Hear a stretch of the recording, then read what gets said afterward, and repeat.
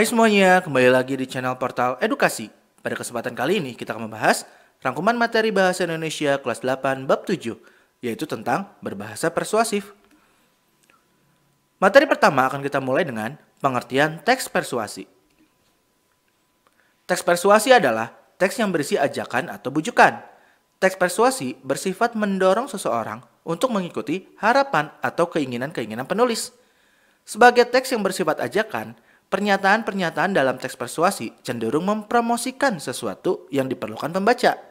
Dalam mengajak pembaca untuk percaya kepada sang penulis, diselipkan argumen dan fakta-fakta agar pembaca sependapat dengan sang penulis.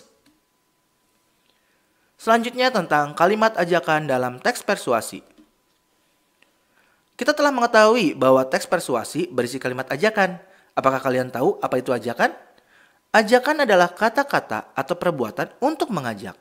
Ajakan berarti pula anjuran, imbauan, dan sebagainya untuk melakukan sesuatu.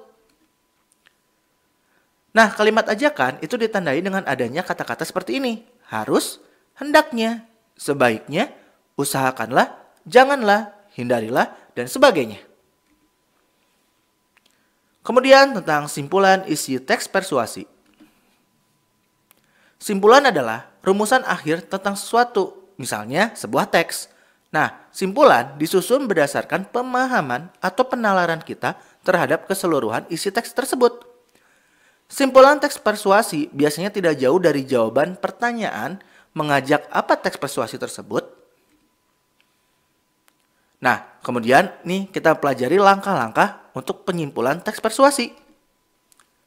Langkah-langkah sistematis untuk merumuskan suatu simpulan teks persuasi adalah: yang pertama, tentu kita harus membaca keseluruhan isi teks. Kemudian, kita mulai mencatat bagian-bagian penting isi teksnya. Selanjutnya, memahami hubungan logis antar bagian penting teks tersebut. Yang terakhir, merumuskan simpulan isi teks secara ringkas dan jelas. Selanjutnya, yang penting yaitu struktur teks persuasi. Secara umum, struktur teks persuasi itu dibagi menjadi pengenalan isu, rangkaian argumen, pernyataan ajakan, dan penegasan kembali atas pernyataan sebelumnya. Nah, pengenalan isu itu maksudnya berupa pengantar atau penyampaian tentang masalah yang menjadi dasar tulisan atau pembicaraannya itu. Kemudian rangkai argumen adalah berupa sejumlah pendapat penulis atau pembaca terkait dengan isu yang dikemukakan pada bagian sebelumnya. Nah, pernyataan ajakan adalah inti dari teks persuasi yang di dalamnya dinyatakan dorongan kepada pembaca ataupun pendengarnya untuk melakukan sesuatu.